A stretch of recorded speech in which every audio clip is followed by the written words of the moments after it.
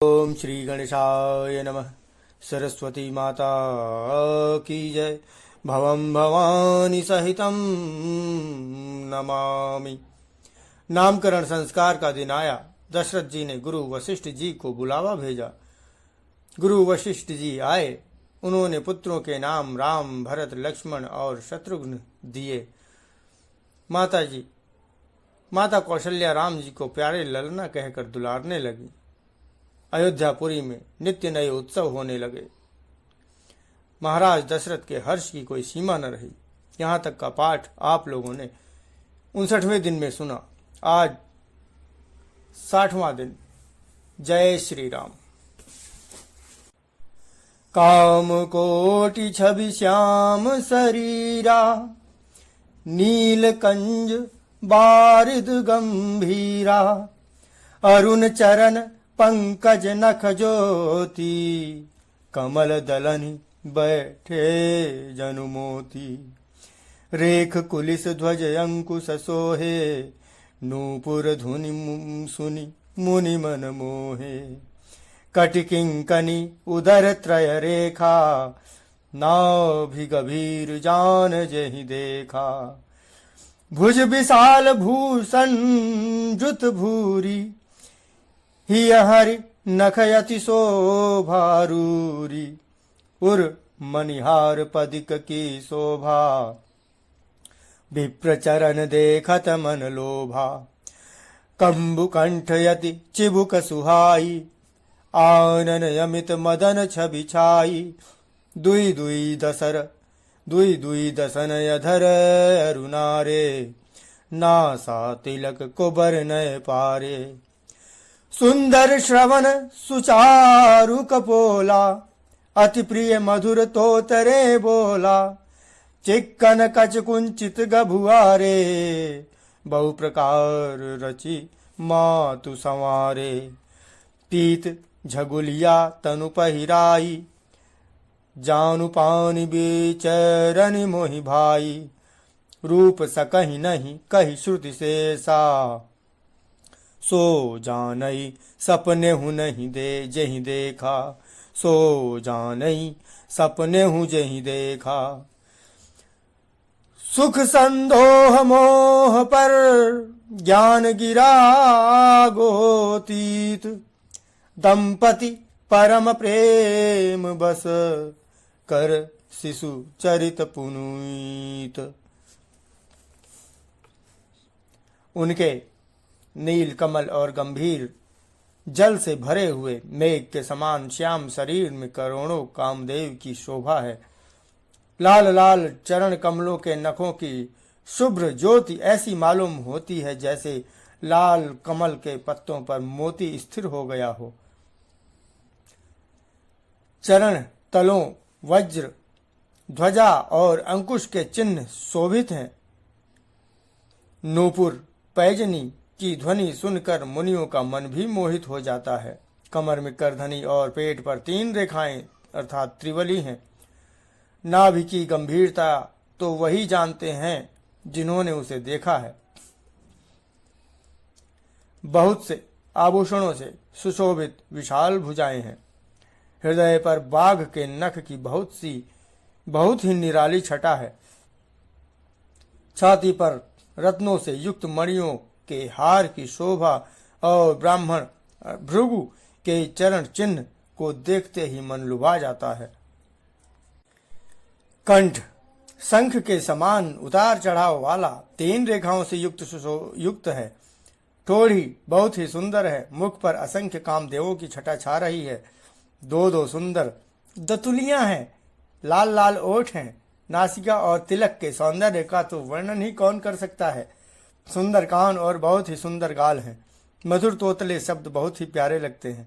जन्म के समय से रखे हुए चिकने और घुंघराले बाल हैं जिनको माता ने बहुत प्रकार से बनाकर संवार दिया है। शरीर पर पीली झंगुली पहनाई हुई है। उनका घुटनों और हाथों के बल चलना मुझे बहुत ही प्यारा लगता है। उनके रूप का वर्णन वेद और शेष जी भी नहीं कर सकते। उन्हें वही जानता है जिसने कभी स्वप्न में भी देखा हो। जो सुख के पुंज मोह से परे तथा ज्ञान और वाणी और इंद्रियों से अतीत हैं, वे भगवान दशरथ कौशल्या के अत्यंत प्रेम के वश होकर पवित्र बाल लीला करते हैं। यही विधि राम जगत पितु माता, कौशलपुर बासिन सुखदाता। जिन रघुनाथ चरण रति मानी, तिनकी यह गति प्रगट भवानी। रघुपति विमुख जतन कर कोरी, कवन सकई भव बंधन छोरी। जीव चराचर बस कै राखे, सो माया प्रभु सो भय भाखे। भ्रुकुटि बिलास न चावई ताही, अस प्रभु छाड़ी भजिय कहु काहि। मन क्रम वचन छाड़ी चतुराई, भजत कृपा करिहहि रघुराई। यही विधि शिशु विनोद प्रभु कीन्हा, सकल नगर बासिन सुख दीना। लय उछंग कबहुक हल रावै, कबहु पालने घाली झुलावै। प्रेम मगन कौशल्या निशि, दिन जात न जान। सुत स्नेह बस माता, बाल चरित कर गान।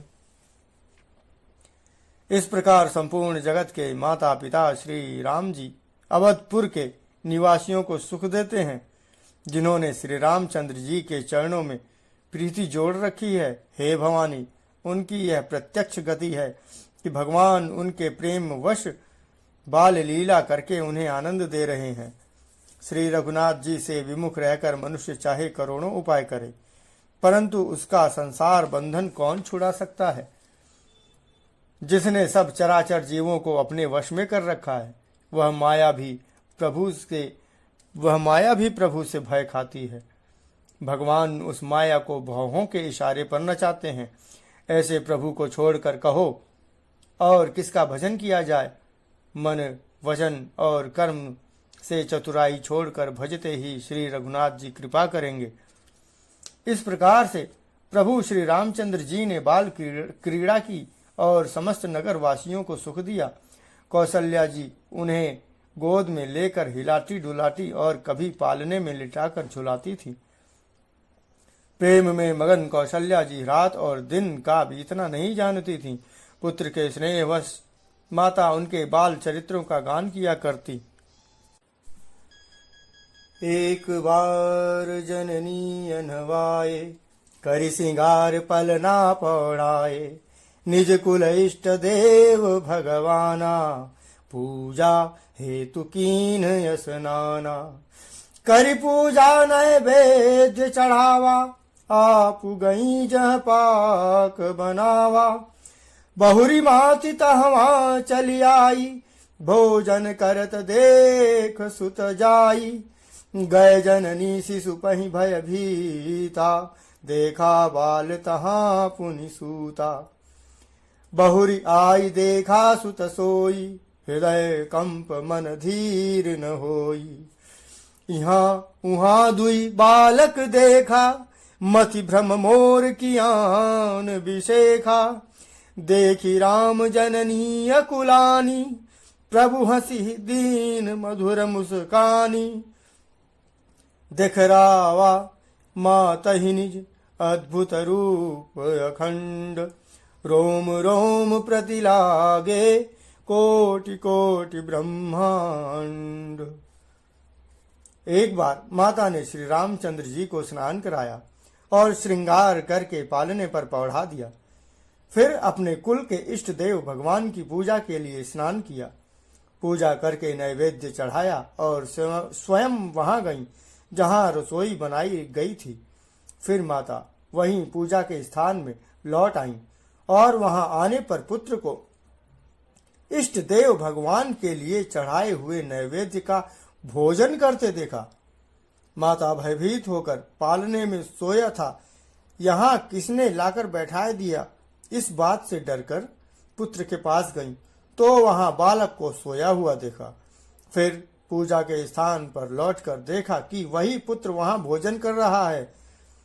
उनके हृदय में कंप होने लगा और मन को धीरज नहीं होता। वह सोचती थी, यहाँ और वहाँ मैंने 2 बालक देखे, यह मेरी बुद्धि का भ्रम है या कोई और विशेष कारण। प्रभु श्री रामचंद्र जी ने माता को घबराई हुई देखकर मधुर मुस्कान से हंस दिया। फिर उन्होंने माता को अपना अखंड अद्भुत रूप दिखलाया, जिससे एक एक रोम में करोड़ों ब्रह्मांड लगे हुए हैं। देख रावा माता ही निज अद्भुत रूप अखंड, रोम रोम प्रति लागे कोटि कोटि ब्रह्मांड। जय सिया राम। आज मैं अपनी वाणी को विराम देते हुए, यहाँ तक की कथा को रोकते हुए, कथा में पंक्तियों में हुई समस्त प्रकार की भूल चूक अपराधों त्रुटियों के लिए भगवान भवानी शंकर जी से, सिया रामचंद्र जी से, सभी देवी देवताओं से क्षमा मांगता हूँ। जय सिया राम।